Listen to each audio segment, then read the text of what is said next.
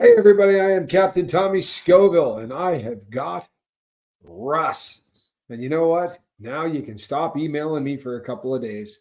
Boy, oh boy, man. They want you on here, Russ. I get a lot of emails from people that want the night yard. And we got a crap load I to can't talk figure out about.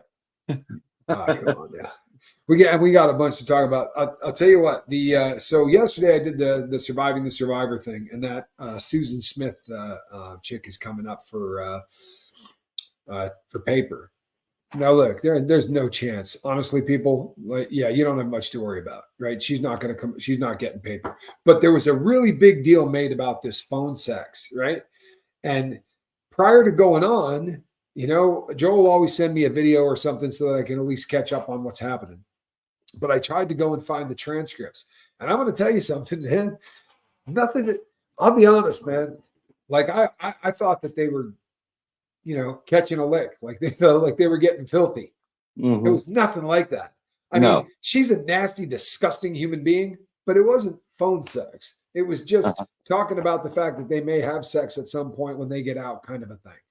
The trouble is, she's doing it with like 9 guys or something. Right. She's got to make money somehow. That's what I said. That's what it is. Tell me that is. Tell me that that's not a hustle, right? For real. Tell me that that's not a hustle. She's throwing that fishing line out there. She's going to get somebody. I promise you, she is. There are a lot of sick people on planet Earth. She is gonna get somebody. Question: are you just a cat person, or do you like dogs as well? I like anything furry. I'll be really honest with you. I'm a pretty big fan of animals in general. Right. But look at this. Can you see that paw hanging out there, that head in there? I mean, yeah, they're just a superior animal. You know what I mean? I like the fact. Go ahead. Mine was running around before we started getting on here, so he's over looking for treats. And it's going to happen again. Your cat loves it when we're live. Yep. You know what? I heard about this, that she got moved for sex with a CO. You know what the funny thing is? This blew me away. So I don't know if you caught this last night, Russ, but when I was on there, so she twice now, she has been caught with a CO, right? And as it turns out, he got 3 months locked up. 3 months locked up. That's it. 90 days. That's it. That's what he got. Loss of job. Yeah, loss of job and 90 days. How is that not a 10-year prison sentence? Like, right. that blew. I was like jaw dropped open. There was a guy in the feds that I knew that was a federal. He was a federal CO, right? Free staff CO working in a Unicor. Ended up having a relationship, got caught in the act. We're big kids, and I'm not offending Joel's mom. Got caught in an oral sex situation with this girl. Got 9 years in prison. Tried to hire someone to kill the prosecutor and got 30 more. And one really expensive mistake. Yeah. I mean, these girls end up pregnant while they're doing 5-6 years. Come on. Right. And it happens a lot. Yeah, it's coming from somewhere. Yeah, it happens a lot. But here's the point right here. And this should go in both directions. I'm serious. Prisoners can't consent. Nuts. I want to tell you something. This is a true story. I swear to you, it's a true story. But when I was in Phoenix, there was an officer there that made me really uncomfortable. Mm-hmm. That made me a female officer that made me really, really uncomfortable. said a lot of things that, like, I did everything I could to stay as far away from this person as possible. I was terrified. Speaking of the devil. Right here. Comes. Yeah, here he comes. Okay, so the other one is this. Today, Ruby Franke, right? That's sicko. Now, for those who don't know, real quick, Ruby Franke had a YouTube channel. There we go. Mm-hmm. Ruby Franke had a YouTube channel, and I'm talking about a YouTube channel, 500 million or 1 billion views. It was something insane. But she was filming herself abusing her kids, and everybody and their brother turned her in.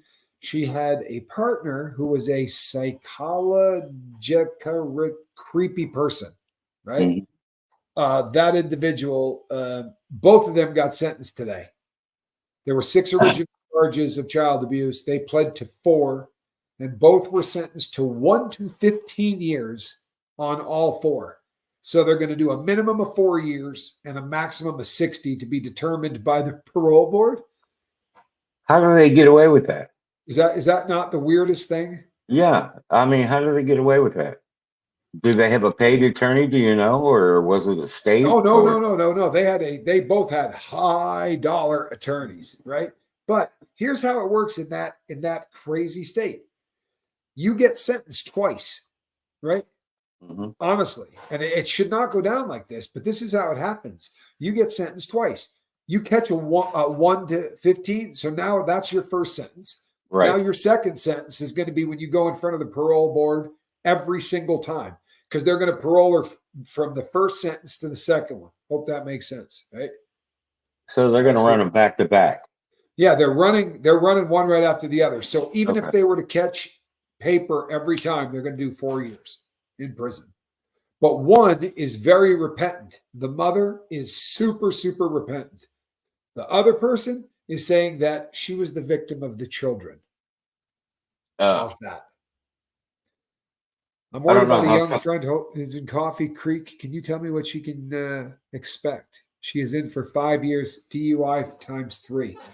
Coffee Creek. Are you familiar with that yard? No, I'm not. Coffee Creek? I've not heard of that. Neither have I. Where's it at? What state? Yeah, I know. Bev, if you can tell us what state that's in. I'll tell you something, though. Women's prisons, what I can go on. Now, sometimes when I'm in the green room, like before we go live, like when Russ and I are talking about our stuff or whatever, sometimes when I'm in green rooms with women who have been in prison. And we'll talk a little differently than we will when the cameras are rolling. But what I've been told is that women's prisons are a lot less violent over the stuff that guys' prisons are violent over.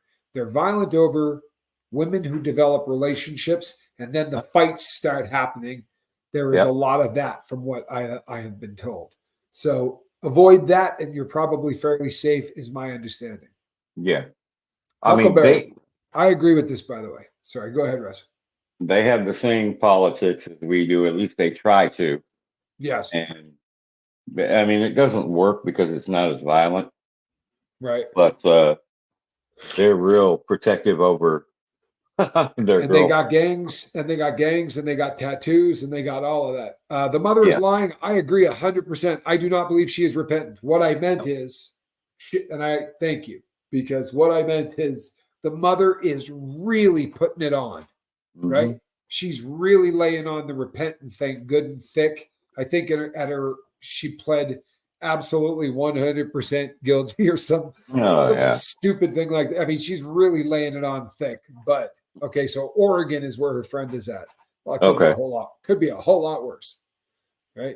That would be something for JD to answer, because I've never been to Oregon prison. He's been all over there. So now I have, but I was in a federal prison in Oregon, and I wish I could tell you that that's an indicator, because I would say your friend's got nothing to worry about, because the federal prison I was at in Oregon, while still a prison, and there are still people there that hurt each other and all of that, was one of the loveliest places. If you must be incarcerated, it is a nice place to be incarcerated. We referred to it as Sheradise, as in paradise, at Sheridan. That's where what's his name is? Big Meech, or he was when I was there. Close bed or something like that. Yeah. Look at this. See, what am I telling you, man? You see that? You got fans. You got fans. I get more people that request that I do this. Okay, that's a lie. Other than Reese, because I get a bunch of people that want me to. But you are definitely the guy that people want to see on here more than anybody else. Well, I mean, that's good company. Taking a back seat to Reese is always good. Right, you kids, hard to go wrong. Both of us, right? I'll take that back seat too. Okay, sorry. So these two women who were sentenced today, minimum of 4 years. That at the 1 year mark, they're going to come up for paper. They sit in front of a parole board. The parole board goes through their phone calls. They go through all their letters. Again, mom's laying it on real thick. That's obviously the angle she's taken, and she's running with it. But the fact that the other one is going the other way is about as dumb as you could possibly do. Honestly. I mean, to say that she's the victim and the kids were torturing her, she's never getting out. Like, that woman is actually going to end up doing some time. And from what I understand, and this is just from a lot of people think that because this embarrassed the church, that she could be looking at a longer sentence. Just a theory that a lot of you have emailed me. I don't know anything about it, but that's a theory. What you got to think is the parole board, when you go before them, they want to hear that you're remorse for your crime, that you admit it. Yeah. And this girl, she's not taking responsibility for any of it. She's blaming her kids and this and that. You know, she's gonna have a hard time. It's probably, I think, why you said, what kind of lawyers have they got? Because I'll tell you something, and Russ will back me up. Your lawyer will say to you, I don't care what you feel like today, right? I don't care how angry you are today. You got to realize that the things you're about to say, you're going to hear at your parole hearing, right? This follows you the entire time. So the fact that the mom's working on an Academy Award, and she is, make no mistake, she's working on an Academy Award, but it's a much better plan than the other one, because that's the stupid crap she's saying right now. She's going to hear played back to her at her first, second, third, fourth, every parole hearing she goes to. Every time. Yeah. It's in black and white, and they'll repeat it to her. So she's going to have to come up with something. Absolutely. Now, those are the two that are really cooking. And I'm open for any questions. And so is Russ. We're wide open. Do women's prisons have shot collars? Absolutely. Definitely. I've seen them. Yeah, exactly. Right. They most absolutely do. I watched one get on Con Air, and it was one of the weirdest experiences of my life, because she was not a very big person and she did not look, but they treated this person like it was Cyrus the Virus. When they brought this woman on, and the women sit in the front of the plane, right? And you're not supposed to talk, or the guys always try to do, but they were worried about this. That was for her protection, right? Or was it for the guys? That's a really interesting question, isn't it? So what is a men's colony, and how is it different from other prisons? It isn't. It's a name.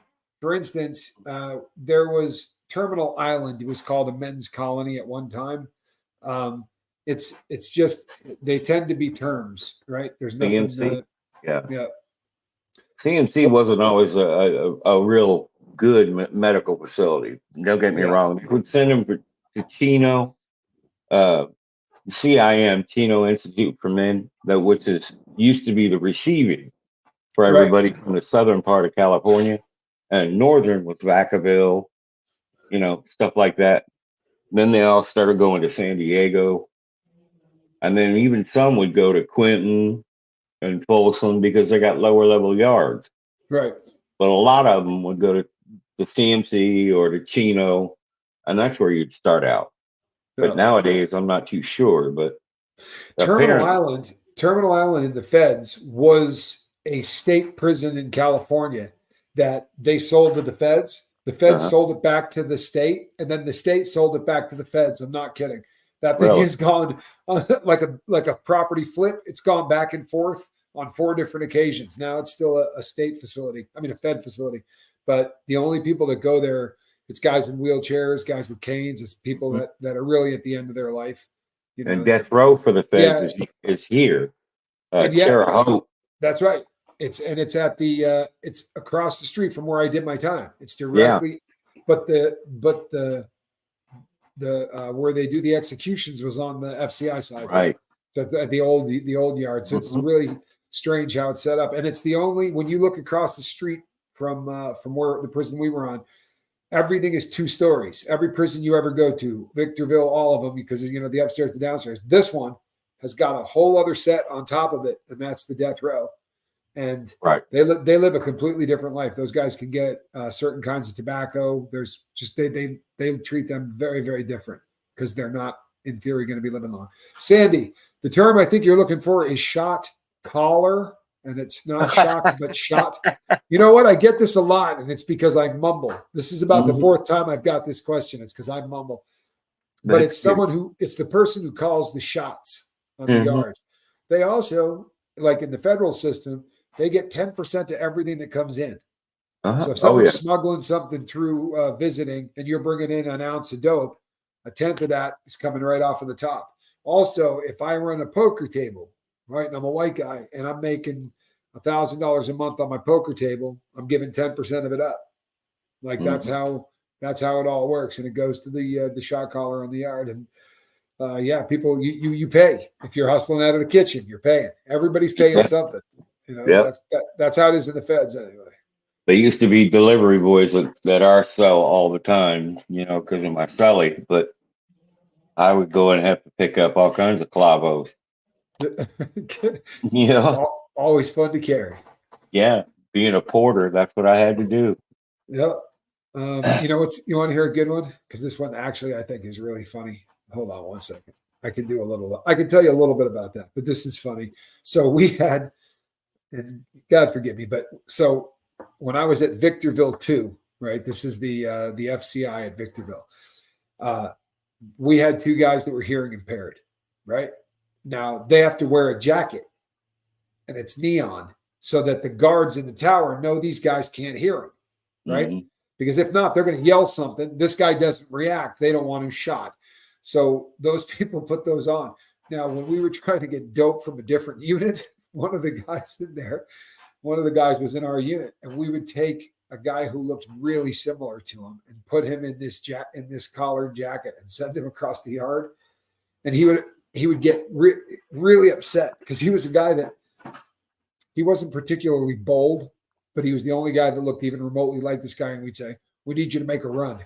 "Oh, dude, I'm not doing that." "No, you're doing that. Put that code." And he comes back in one day and he goes, "Hey, I got stopped by a guard." I'm like, "Oh, and hopefully you just didn't say anything, right?" He goes, I look at the dude and he starts going like this.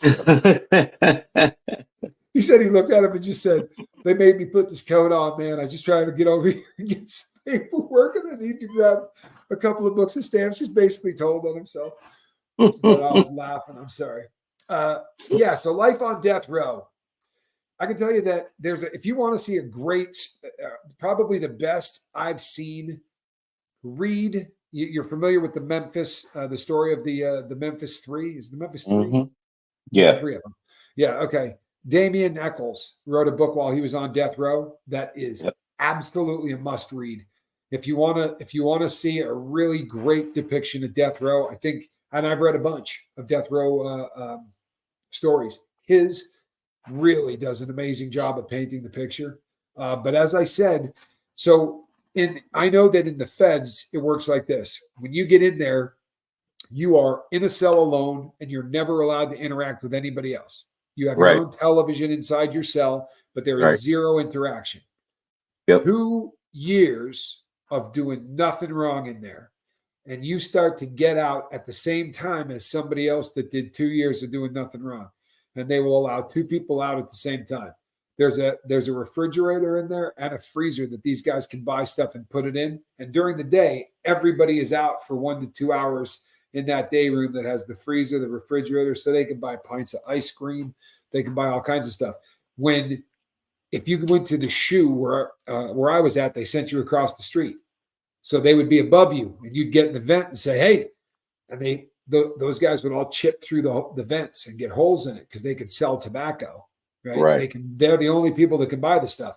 So they're fishing stuff through and making a fortune selling to everybody in the shoe. You know, like that was a really big thing over there. But what about Cali? You know anything about the death row over in Cali?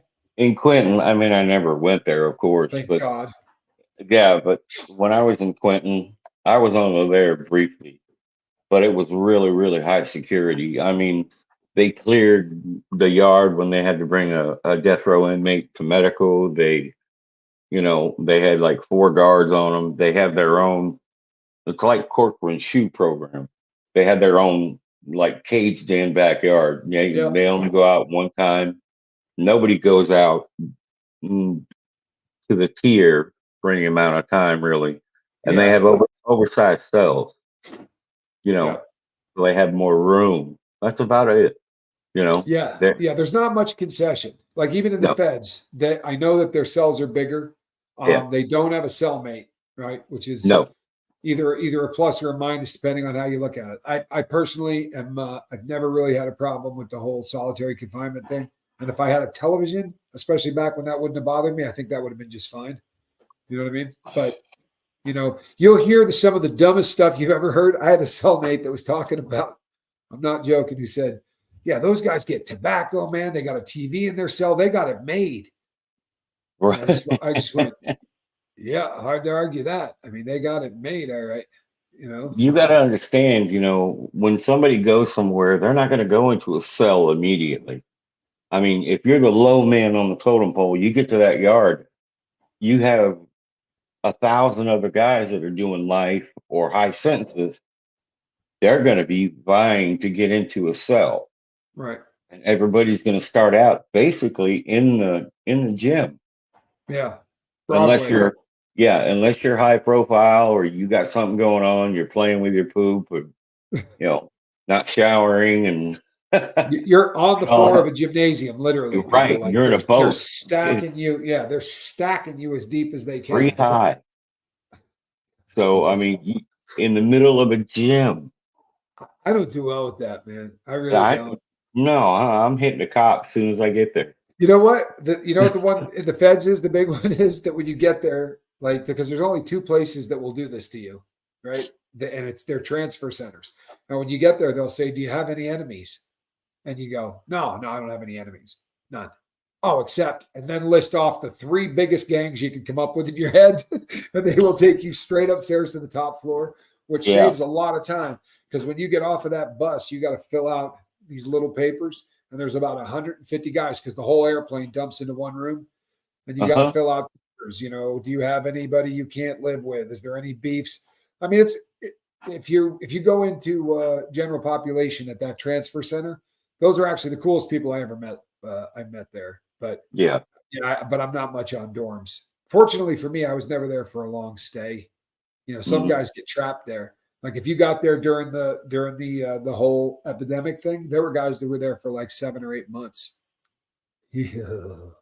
Man, I mean, I know when I got to Central, there was a guy who was one of the longest living people that lasted on dialysis.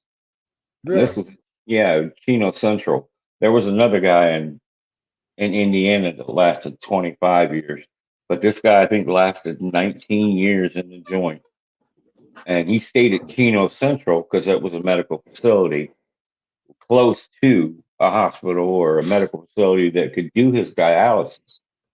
So they'll make exceptions for, people. They want to get all their money they can out of you. So they want to keep you alive as much as possible. Yeah. Yeah. I told the story. I think it was this morning. I told the story of a guy that they put a pacemaker defibrillator in him to get him 8 more months. Sweet Liberty says, question, when you say you're making money, how do you get paid? Can other prisoners put money on your account or how does that work? Okay. Oh, that's a tricky thing. Isn't it though? Right? Yeah. This really becomes the question. Now, it's not a big deal if Russ is making burritos and I go by his cell and I say, hey, Russ, I'd like to get 2 of those burritos you're making, right, for his hustle. And he goes, all right, that's $4 in stamps. I can take stamps out and spend them like cash, right? Yep. Now, if I walk into Russ's cell and I go, hey, I want 2 grams of tar heroin. Well, that's not going down on stamps. And now we got to start figuring out the money thing. Yeah, I'll give you the address to send it to. Right. As soon as We're it gonna have gets to do there. some street to street. Yeah. You have your people, you notify people in order to get the domino effect going. So it's a process. Money will be there. It will get onto your books. You go from their people to your people, from your people to you. That way. Yeah.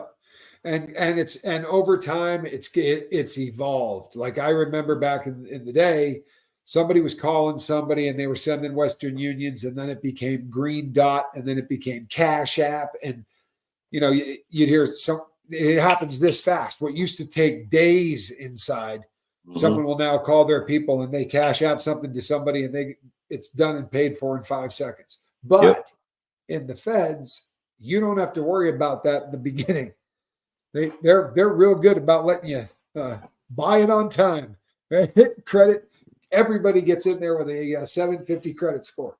You walk through the door with the greatest credit in the world. When I got there, well, usually when you get there from the county, you get up there, your money, you can't do anything with your money. Nothing follows. It takes about a month to catch up to you. Then you could start doing stuff. Then you turn in your visitors list, your phone list, your store list, and then you wait a month. As soon as your money gets there, you're okay. No. Everybody hands you a store list. What was amazing to me, honestly, was it was a bummer to me that the number of people that I ran into in the feds, particularly at the higher custody levels, right? At like custody level 3 and 4 yards, guys whose only hustle on planet Earth is to meet a dude coming through the front door and middleman him to the dope man, right? Get high with that dude until that dude is out of money, and then see him smashed off the yard and grab the next guy that comes through the door. And I used to sit new guys come in and I would say, hey, you came in at a good time, because that guy over there is going to get smashed in the next 2 days, right? You're going to see this just in perfect time. So maybe you're not the next one. And they still would do it. You know what I mean? It's so easy to fall into drug debt so fast. Yeah. I mean, they'll let you run it up. Yeah, I never had to worry about that, Like I told you before, if I wanted anything, I'd just say, hey, I'd look down at my celly, what do you got? That would be it. Question. Russ mentioned some prison and jails might be able to take book donations. Either of y'all have any additional info on how someone would do that? Is that worth doing? Oh, yeah. Yeah. You just have to look it up. You just get a hold of CDCR and see what kind of program they have. Yeah, and it is so worth doing it. I can't even begin to tell you what a gift that is. So in the federal system, a lot of guys get like discount book catalog, bargain book catalog, all of those, and most inmates are buying books. I mean, readers, they're all buying books, and there's a limit to how many you can have in your cell. So a guy will buy, 25 or 30 books over the course of a year, and you're allowed 6. So when the good shakedown comes, like when they're real angry about something, you're losing all those books. Right. They'll say to you, get down to the 6 you want, and they'll take the rest of them, and they're going to end up in the library. And you're gone. It's not yours anymore. I don't care whose name's on the inside of it. They're putting a sticker over it. But when the stuff comes in that's donated, that's where you get stuff that inmates, chances are, wouldn't have bought. And that may sound silly, but that's the greatest stuff, because you end up getting a lot of the very same kind of stuff over and over and over and over again. Because Louis L'Amour's, all them books. I've never been to a place that didn't have every single Louis L'Amour. I mean, you talk about D. Koontz. Yep. Stephen King. Yep. I used to push the cart around when we were on lockdown because I was a porter. So I would get the cart, bring it in, and I'd walk it around. Yep. That's a hustle. Oh, is that a hustle? Oh, baby. That's the best gig going. Oh, you were passing everything. Oh, man. Bottles of the ink. I mean, you throw it on the ground, put it out your door, and I'll use the dust mop. Sweep that thing right through the rat hole, right under the door. Question. Russ mentioned, we just did that one. Same question. Yeah, absolutely. I don't think you could do something for inmates that's a better deal. The only one that I did that, and I joked about this all the time when I was in, I used to say to Q, when I get out, I'm going to make enough money that I can buy a pillow for every single person in the BOP, because they do not do pillows. Oh, state, you don't get a pillow. Yeah, there's no pillows. Like people honestly think I'm kidding when I tell them this. You do not get a pillow. Nope. Like it. So in theory, they build one into the mattress. Like this is fairly new in the feds, but they build one into the mattress, right? It's this big. But what you find is, God forgive me, if you cut one of those out with a razor blade, right? Inside there is a legitimate pillow. Mm-hmm. Now, those mattresses are $120.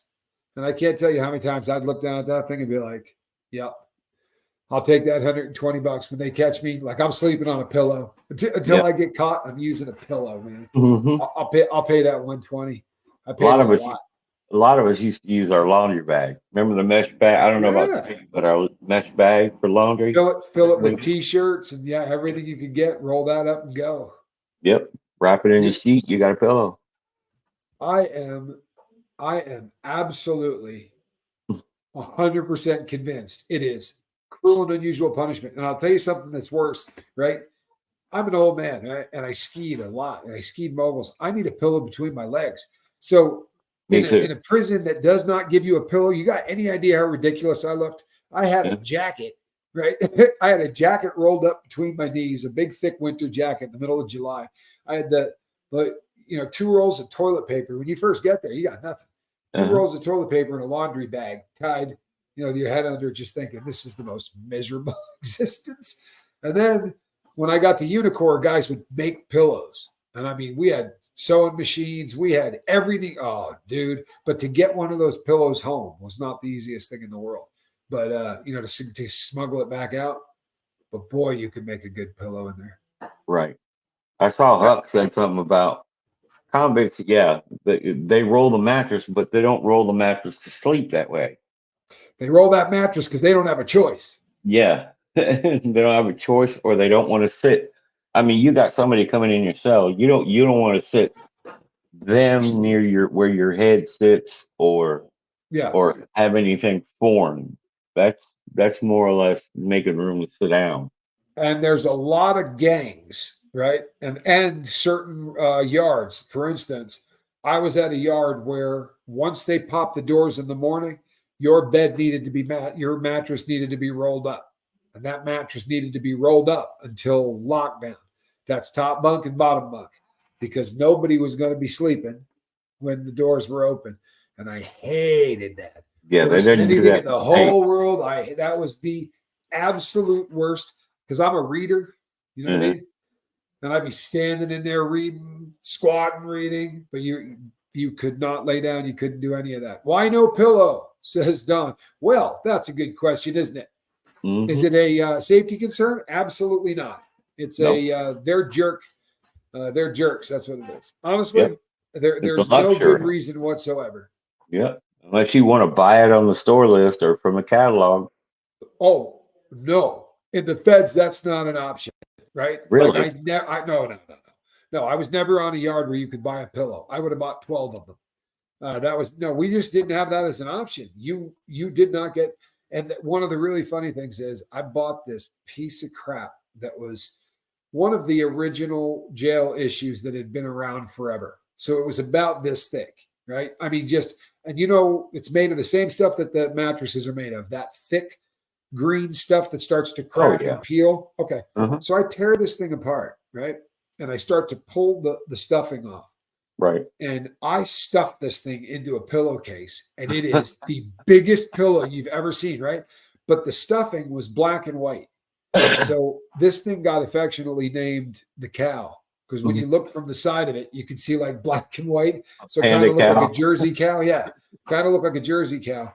And that thing made it through 3 shakedowns. I'm watching them pull pillows out of every single cell, and I'm just going, oh my Lord.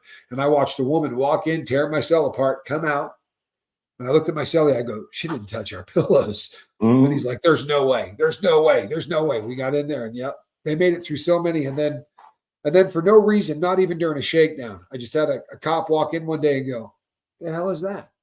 I said, oh, are you kidding? I'm like, you got nothing better to do. But he took my pillow. Can't buy them in Georgia either, says Kelly. See that? Can't buy them in Georgia either. That's just wrong. I believe it. Yeah, it is. I mean, you Mess your take net up too. yeah, you take money for everything else. How come we can't have a pillow? Well, and I could buy a watch, right, for $100. Everything in the feds, they cap at $100, unless it's arts and crafts. Like when I was buying skeins of yarn or skeins, whatever you call them, when I was buying those, I could drop $400, but you had to get a PO, a special purchase order, Right. to get anything like that. Like you can buy musical instruments that way too, but on the store proper, the only thing that you can buy caps at $99. Oh It's just no, how it is in the feds. they kill you in the state. They try to get you for every penny they can. Yeah, oh, We you can buy TVs. yeah, we used to be able to have people send packages every quarter, and they could send you a TV, along with the package. They could send you, jars of coffee, whatever, Zuzus, Wham Whams, tennis shoes, clothes, whatever. And now you have to order it all out of the catalog. That's right. Yeah, you got to get it all out of the. You know why though? Mhm. Skane. Thank you, Mr. Finish. The reason that you got to get out of catalogs, I'll tell you why. Right. So when I was in the state joint, this is no joke. This Mexican cat, really good friend of mine, he gets a package sent in, huge package of crap. I mean, he had everything, and he had like 4 different kinds of cereal. I'm a cereal nut, dude. Like, give me milk and I can survive on milk and cereal for the rest of my life, no problem, right? So I said to him, "Hey man, sell me a box of that cereal." And he's like, "What kind do you want?" I said, "Something I can't get in here." And he goes, "Take the Lucky Charms." So we're all sitting around, and I was at a place called the Dungeon. There was only 4 cells, and Mhm. there was a table in the middle of it, and we were all porters in a drug program, so our cells didn't lock at night. But we're out there pouring the milk, right? Fake milk, powdered milk, Mhm. but we're pouring it right. And I put the cereal on. I take the first spoonful, and I go, "Rah, rah, rah." The stuff's chewing in my mouth. And he looked at me and he goes, "What's wrong?" I went, took the first one out and set it down. I go, "I don't think these are Lucky Charms, bro." I'm like, "I don't think these are Lucky Charms." And he They goes, were "You got rubber. yeah." He goes, "You got to be kidding me." I said, "Hey, we had a deal." Because I give him Yeah. like $8 for that box. I said, "We had a deal." He's like, "I think that was over." Yeah, they had tied up, I don't know how many hundreds of balloons, Oh right? And wow. they had blow, they had H, they had meth, but just that grunt, grunt, you know what I mean? I was expecting that soft marshmallow to just like, melt in my mouth. No, nope. But that's why they did away with that stuff. People's jeans would come in and the hems Mhm. would be Yeah. filled with blow, and there'd be, Yep. they got so creative. And then it went to like the same thing with in the feds. You couldn't buy a book, right, and send it, but I could walk into Barnes and Noble and buy a book and sell it. Exactly. So Right. you reverse steal a book. Uh-huh. I'm not kidding. You go into Barnes and Noble and you buy a book, then you Uh-huh. sneak that book back into Barnes and Noble and buy it again. Have it Like sent. the reverse theft, right? Yep. So you get that book loaded up with whatever you're putting in it. You get it down your pants, and you hang your shirt over, and you go walking in.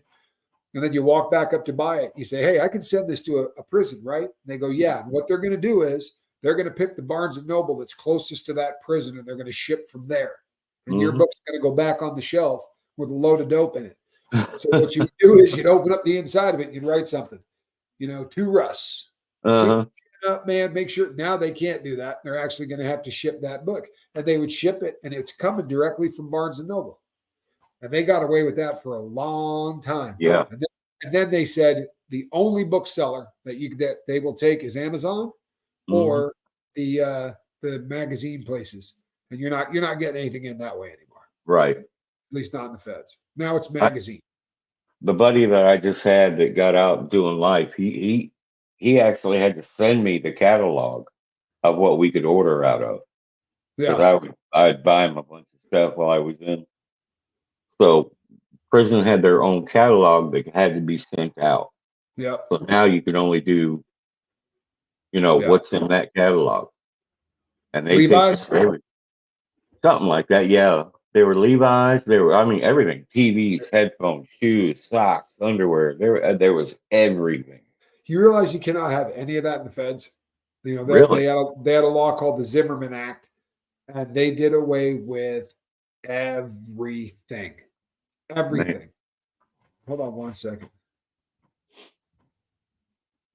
Tommy, I heard you were talking about Damien's book, Life After Death. He's a good friend of mine, and I highly recommend people read that book. Oh, it's interesting to hear that, Zena. He's a very interesting cat. Great book, good read. I read it in prison, and yeah, it's a great read. I would recommend it to anybody. Yes, not only is the feds vicious banning pillows, but you can't have anything else. Okay, so back in the day, you could buy what looked like an Atari joystick, right? Mm-hmm. But that Atari joystick would play 30 games, Galaga, Asteroids, everything we grew up on, right? So you could own a video game system in prison, and you could plug it into a 32-inch TV, right? Or no, 32-inch, 19-inch TV that were clear.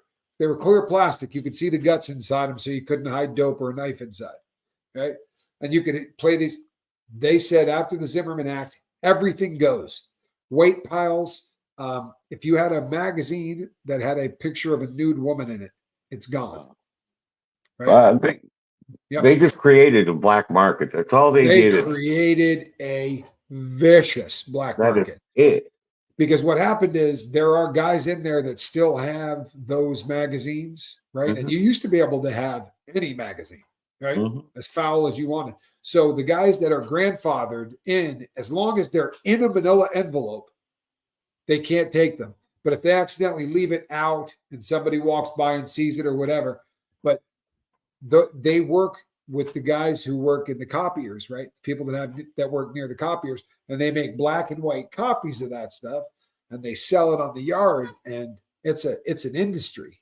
it's a freaking industry. You couldn't get that in the state. You guys in the feds had so much more leeway than we did. Really, you did. Yeah. But at the same time, you guys were restricted more than we were. Yeah. So it was a trade-off.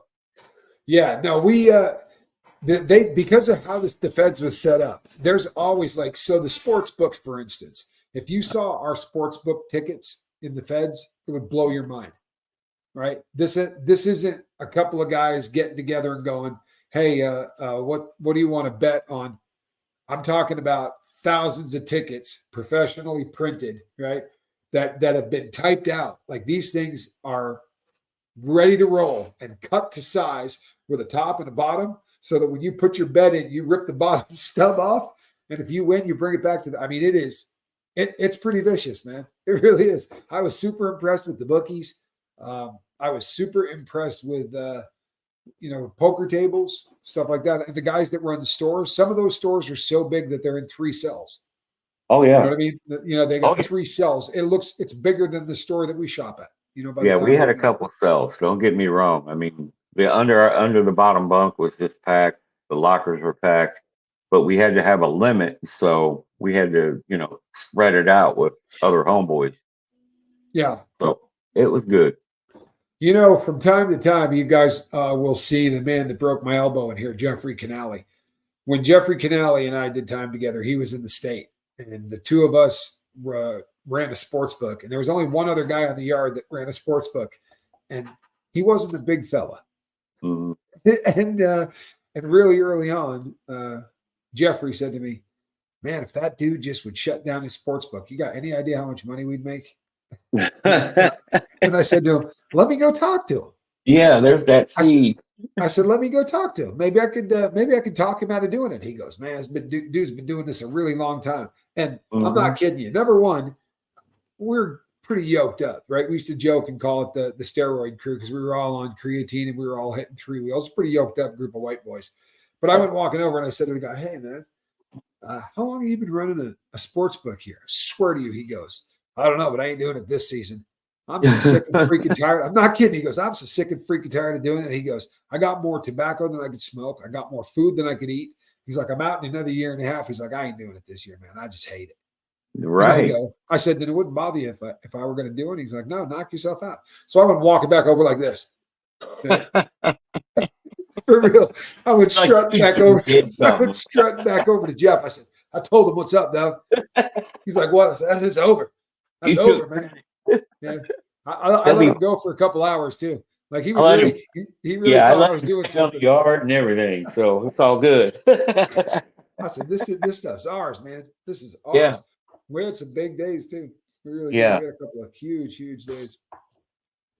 I did want to get a couple things off my chest just to break it down for the crowd. Okay. Okay. Yeah. About how all this is going down with rumors and innuendo. Okay. And I'm not going to say any names, but you have to understand anybody who, okay, a solid peckerwood or a solid convict would not be friends with anybody. You said this on the other night too. You wouldn't be friends with somebody on a sensitive needs yard. Okay. That would be like if I was on a sensitive needs yard and you were talking to me. You just got to watch what's coming out from where. So it's we want to verify everything. And honestly, I'm looking forward to, and fortunately, I didn't utter that, but I'm looking forward to putting it in the rear view. Honest, and I'll tell you why. I really am. Here's one of the reasons. One of the reasons for real is this, because the people who are creating this and talking about it, I got respect for three of them in a really big way. Oh yeah, right. I have respect for three of them in a really big way, and the last thing in the world I want to do is even by accident be casting shade or doing anything like that. Oh no. You know what I'm saying? It's not my good time. Especially the ones that are pulling in the same direction. Because you know what? There's not enough of that going around. And there's some people doing some really great work with rehabilitation and oh man. JD is such an awesome dude. He does such great work. And he's a crap load of fun to watch, which doesn't hurt. You know what I mean? I get a laugh out of it, but I hate hearing people tell him things about California prisons that, could be questionable. I want him to get the right info. You know what? I struggle with this sometimes in the feds. There's a guy, and I'm telling you what, I don't want to step in a pile of crap, but every once in a while, like you will come across somebody and they'll have a name for a video. Or they'll have a name of something that will use a term that is such a foul term behind the wall that no human being would utter it. You follow me? It would be like accidentally calling yourself a punk or something. You know what I mean? Like no one that's ever been behind bars would ever use that term. Well, I'm just calling a punk and the whole thing, right? But I'll catch every once in a while and I'm not talking about JD or any of those guys, but I'll send the video I am talking about, and you're going to look at just the name. You don't have to watch the video. You're going to see a name and go, there's no way you just put that right. And it was one of the funniest things. You know what? That's the thing. You know what? That hippie chick, that is one of the coolest things to hear. And that's as tall an honor as, but you know what? Yeah. Russ, the person that turned me on to him was Russ. Mm-hmm. No joke. I didn't know who JD was prior to Russ. And not because I just don't watch a lot of stuff because I'm friggin' busy. But Russ was like, "Nah, you're gonna dig this dude." And he didn't say anything about the convict thing. He was like, "This dude does a lot with recovery. This dude really does a lot." That's just to me is the payout. I mean, it really is. Nobody that has any interest in me at this point, and this is one of the coolest things in the world. I was talking to somebody about this earlier, but like the people that I'm talking to right now about my story, and the people that I got a couple of other things that are on the table that are really cool. And there's been a real paradigm shift from talking about robbing banks to talking about people getting sober. And I'll be really honest with you, people, it is my wheelhouse, right? And it's a relief. You know what it is. I have no issue whatsoever with the fact that I did what I did. I own it, right? I have owned it. I have taken responsibility for it. I went to prison. I did my time. You know what? I killed my paper, man. My number's dead, right? My number is dead, man. You know something? That's impressive for real, dude. Well, you know what? Actually, I did too. I killed a state number too. I did. Right. I killed a state number too. But that was easy. Killing a Fed number was, and I'm not saying all state, but for me, my state charge was, that was one of the easiest sentences in the whole world. But in and out, I got out and I was off like that. Like the paper was nothing. It was just the easiest crap in the whole world. But in the feds, when you get out, I have never in my life seen anything like it. They said, so you're going to take drug tests. I said, oh, yeah, obviously, I'll kind of expect that.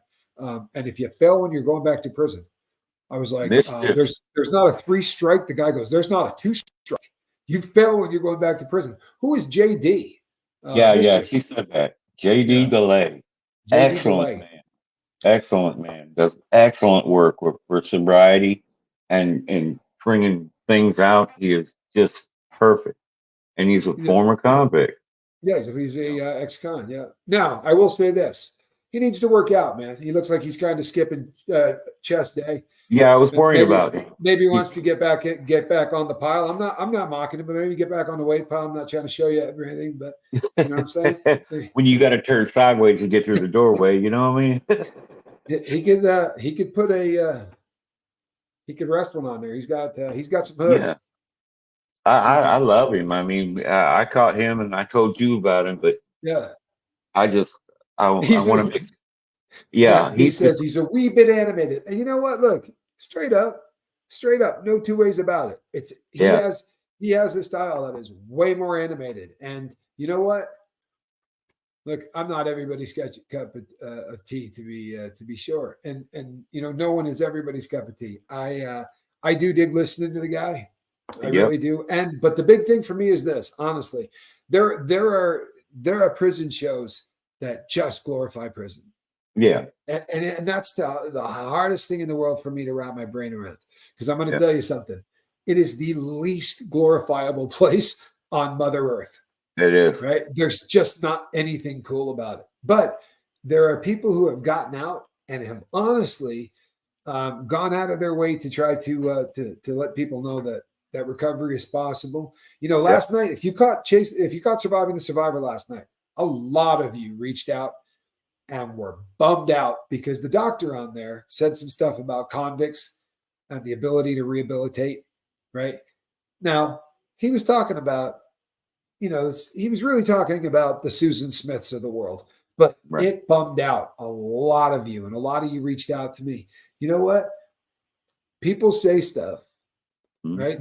What sometimes without thinking, like I've told the story before. I had somebody say to me, I have a friend in prison. You can't imagine the embarrassment of having a family member in prison.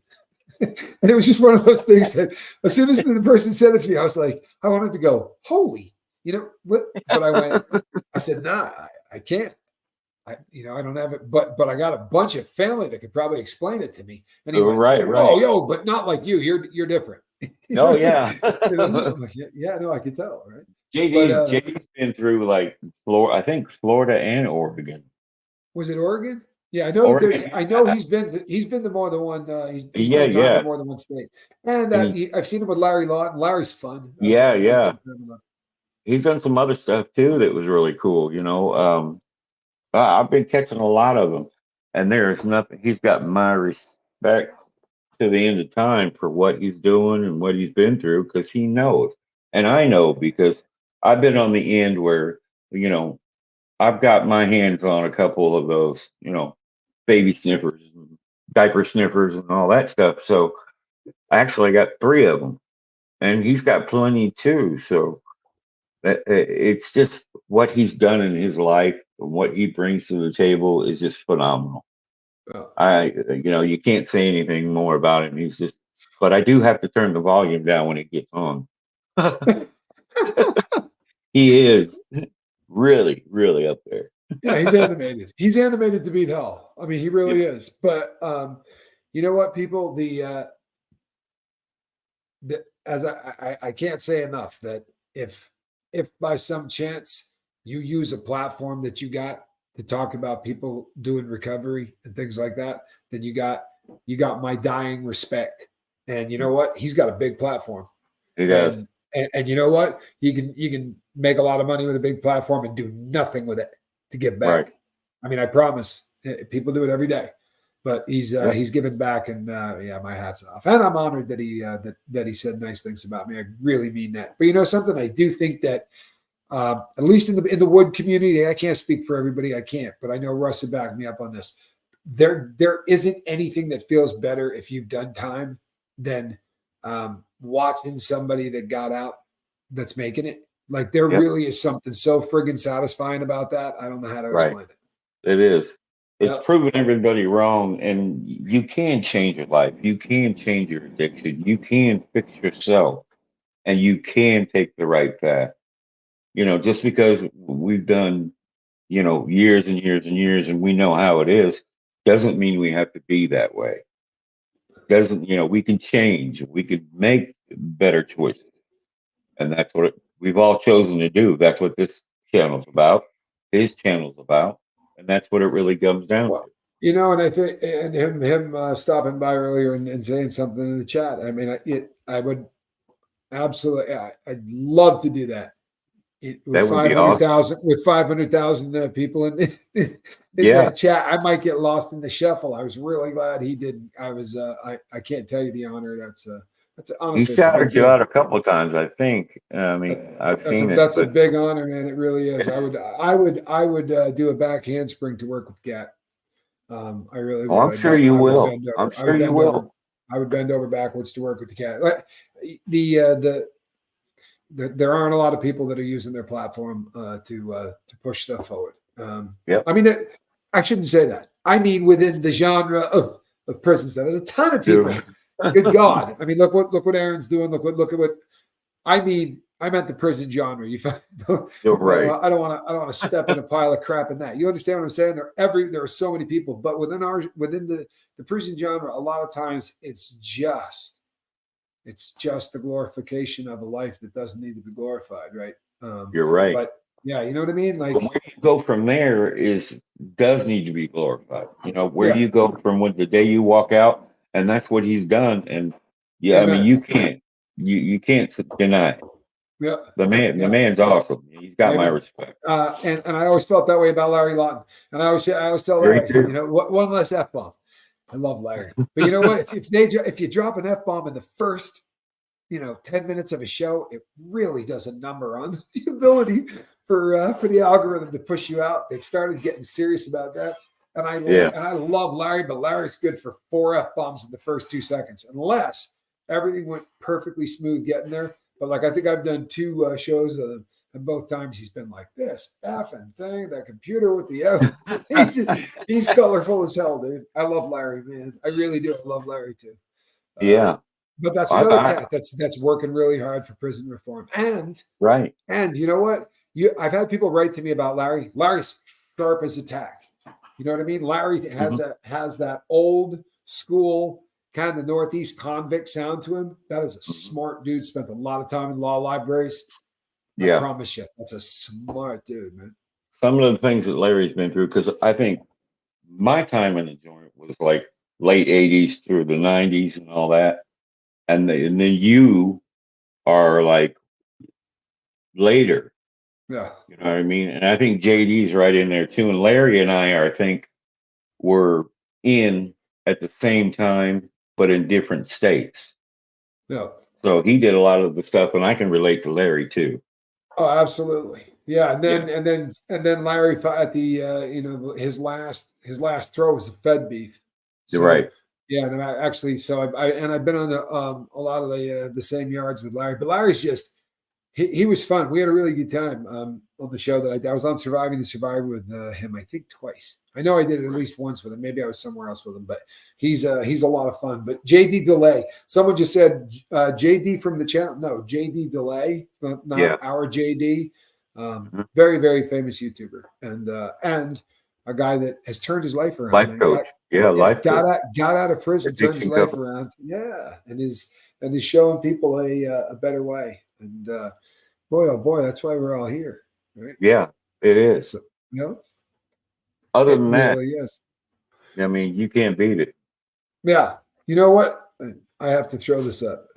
Someone wrote something about boring as hell and not going anywhere. So after I did Surviving the Survivor last night, right? I laid in bed. Last night was a tough night for my head, but I'm not going to go on that show. I'm not going to call in sick on that show. But so when that thing was over, I went and I laid down. But I'm telling you, man, I guess it's because you sit and you talk about prison. But I was doing flashbacks to prison last night, laying I almost said my rack, in my bed with my Falcon hood on. I was in during the quarantine, early, and I was flashing back to that last night because I described it briefly during the Surviving the Survivor. I'm telling you, dude, you want to talk about a crap storm? No, Russ can back this up. Guys don't get really happy when you break up their routine, right? No. And some of these cats have had this routine for 10 years, 15 years, 25 years. They do the same thing every single day, right? Program. That's what we call it. Programming. Yep. And then they come in and go, guess what? Nope. We're locking the doors, right? You're locked in. Oh man, I'm telling you, people went nuts. We lost individuals that couldn't handle it. People that took their own lives, and it was a really bizarre time. And I left in the middle of it. I literally left in the middle of it. I walked out and got to Oakland about 3 days after the riots in Oakland. It was really a hoot. It was an interesting time to be leaving. You walked out of Feds right into all that. Yeah, I went from a federal prison to a halfway house in Oakland, California, which is really odd because I don't live in California. Right? In fact, I don't live anywhere close to Oakland, California. But the way it works in the federal system is they did not. There was no opportunity to go to a halfway house in the state that I lived in at the time. I lived in Nevada, and they didn't have one, right? So they said, your options are you can go to San Francisco or Sacramento. And I went, well, I'd rather go to San Francisco, right? My homeboy, like my ace deuce, lives right there. And I thought, this is going to be, easy stuff. I'll have a connect on the street that can help me out with a couple of bucks, whatever. And I'm telling you, I'm getting on the airplane and they're telling me that I'm going, right? I mean, to the last second, I thought I was going to San Francisco. And when I landed, there was like a will call that you got to go and get all these papers and stuff at the airport. And it's giving me the instructions. And I'm like, I know the Bay Area. I'm like, oh man, this is on the wrong side of the lake. Like I'm not I'm not on drugs. Like, what are we doing here? And I had to go to Oakland, and I'm running out of time. They give you a short window, so I call a cab, right? Hail a cab, and I jump in, and I'm like, take me to the halfway house, right? And the guy's driving, and he's got a mask on, right? I got a mask on. It was just the creepiest, craziest thing. But everything along the way is boarded up. Everything, every single thing I'm seeing is boarded up. I'm like, oh my God, what have I stepped into? You know what I mean? Like, I just left. I got through prison without any race BS killing me, and I'm going to get out to this, and in Oakland. But it was the coolest group of guys at that halfway house: whites, blacks, Mexicans. Nobody gave a crap. All that stuff that happened in prison, like, it was bizarre to me.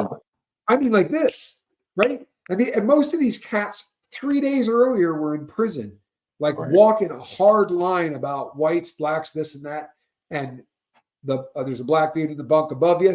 There's a black dude sleeping in the bunk next to you. No one said a damn word. I mean, the second, so bizarre to me, But yeah, at the halfway house, no problems at all. Ordering pizzas, kicking it together. It was bizarre, but they didn't play any of that crap at the halfway house. And in Oakland, yeah, that is.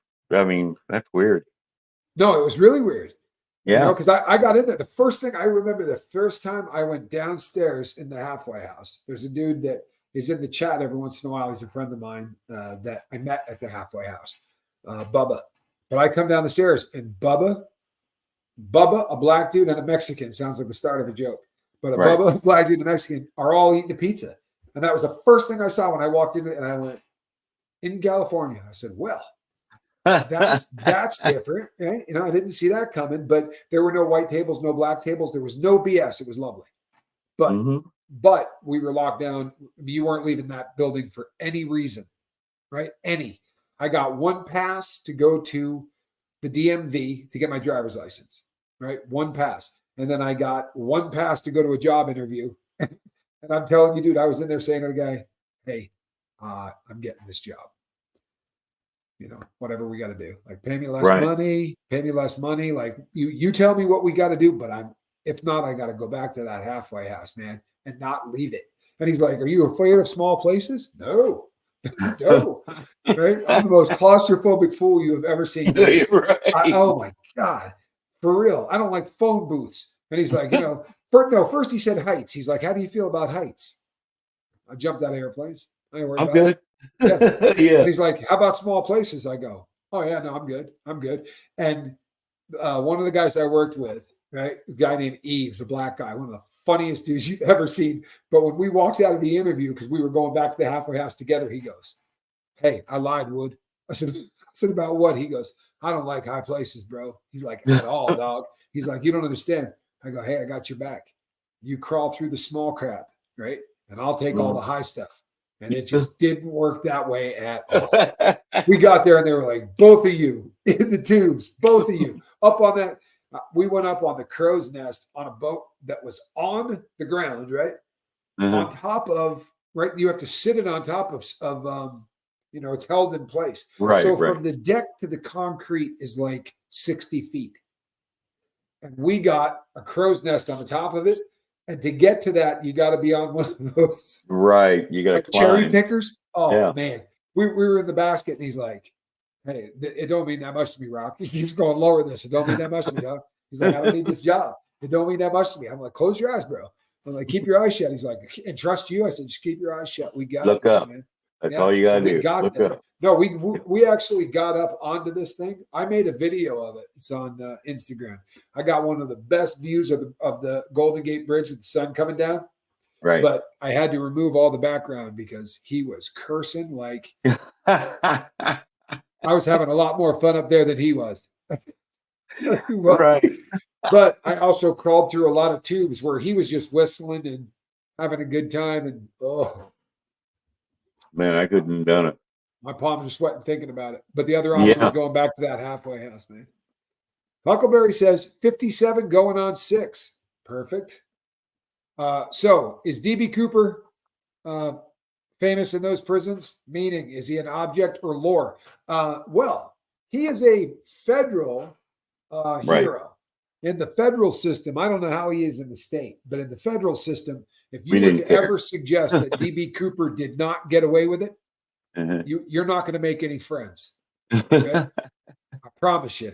It is an established fact, right? That no one will take any other way. That DB Cooper got away with all of that money. And by the way, it wasn't a ton of money. It really wasn't. If you read the story, I don't want to bum any of you out, but times were different. But he did not steal a whole lot of money. Right? Wasn't it like 120 pounds of money or something like that? 120K. Yeah, it was just over 100 grand. It was not a ton of money, but I guess at that time, but the way he did it is about as impressive as you're going to get, right? He jumped out of an airplane, right? With all of the money strapped to him.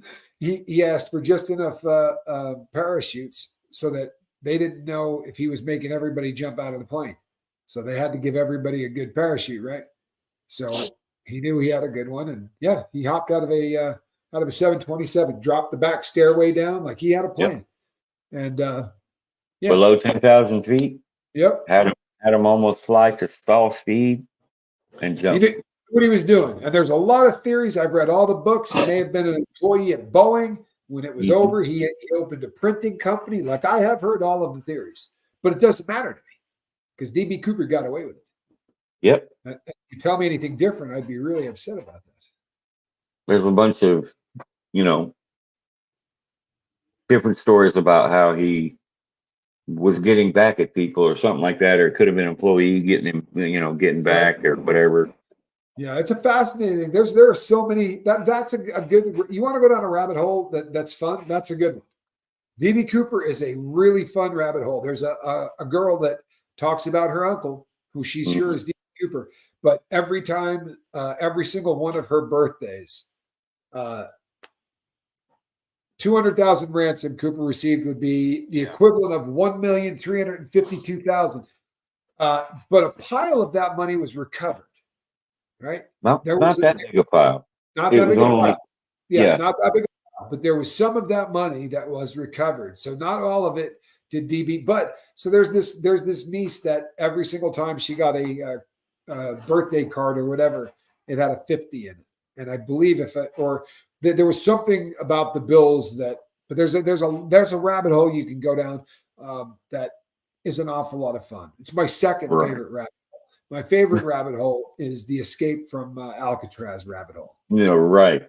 D.B. Cooper's my second favorite. And in both cases, I'm sorry, but I'm rooting for the bad guy. Yep, me too. And nobody got hurt, nothing. Yeah, right. I've come a long way, but I'm not, right? Right. I still root for the bad guys in the movies. I really do. This Dragon says, pretty much know that movie line by line. Chances are I do too then. Because Miss Dragon and I have the exact same sense of humor. I don't even know what movie she's talking about, but there's a pretty good chance I probably know it too. We really do have a very similar sense of humor. She cracks me up. I love watching her live, man. Those are great. I love watching Miss Dragon all the time. She's sweet. I get a laugh out of her all day. Yeah. No, she's awesome. She really is. And she got me that picture of me and Johnny, which more people comment on than just about every time somebody walks in, they go walk over to it. They ignore that silver play button he's got over there. Which, by the way, when just officially, if you guys happen to go out and find, I don't know, 81,000 friends in the next couple of days, I got a jar of Vegemite over here with your name on it. Right? Johnny Scoville comes in nodding his head on that. You know what? I got to be careful because you go on JD Delay and you'll be eating Vegemite by the end of the week. Dude's got a lot of suds. Got a lot of suds. Got to be careful. Alrighty, people. This was fun, Russ, and I promise we're not going to wait 2 months before I do it again. This was largely in part to health. Mine ran away. Yeah, they have a habit of doing that. This one knows that there is a TREAT at the end of every anything we do in the basket. She knows that when the basket's over, it's on and cracking. So, yeah. Next time I'll show you what treats do when I shake them. We'll see. Oh no! You know what? You're in my ear. I was about to say you can't say that loud. What the hell's the matter with you? I forgot I had earphones on because I'm serious. She'd be off. You have no idea how fast that cat takes off. All you got, but somebody turned me on to this here. That if I say snacks, the cat's got no idea what I'm talking about. That's true. She's laying there, nothing. Snack. She has no idea. But if I use the T word, it is gone. Spanky Calhoun, are you still around? Where's my kid? Yeah, where you at, Spank? Is he waving me off? Dude, yes. Oh, no, I'm here. I exist. Must be because of Russ, because when I tried getting him earlier, I got this one. Yeah. He was shaking me off like, now in his defense, he might have actually been eating something, but nevertheless. Good to see you, Russ. Hey, what up, Spank? Good to see you too, buddy. You keeping your dad in line, right? Oh, yeah. Keeping the nose clean. You know the deal. Yeah, that'll work, man. That'll work. Yeah. Don't let him wear them dresses anymore. Yeah, none of that. First of all, you know what? You wear a dress twice and nobody ever lets you live it down. You know right. Never going to be able to live that one down. And the hat. Well, that, yeah. I mean, I look good in the hat, though. All right, people. I'm Captain Tommy Scoville. That was the cat. That's my friend Russ. You know what? Russ is a good man and a convict. That's right. People rehabilitate. And a shout out again to JD Delay. It's an honor, man. And it is. Talking about me over at Aaron's, also an honor. Really. Great guy. Over there. Everybody needs to go over and see him. They do. Yeah, no question. I assume everyone already had, but if you don't know who he is, go over and check him out. Please. Go check him out. We'll give him a bump. All righty, people. We'll see you on the next one. Bye-bye.